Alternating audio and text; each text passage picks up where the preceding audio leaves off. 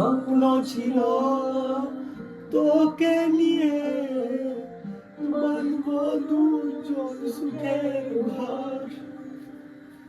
ভাবিনি তুই যাবি ভুলে করে দিয়ে আমায় পর।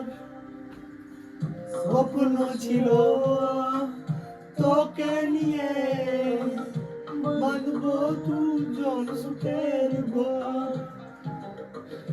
ভাবিনি তুই যাবি ভুলে করে দিয়ে আমায় পর। আর তোমরা যে গানটা এখনই শুনলে সেই গানটা আমার নিজের লেখা। আর এই গানটা আমি একজন প্রিয় মানুষের জন্য আমি লিখেছি, কারণ সেটা অনেক কথা বাদ দাও।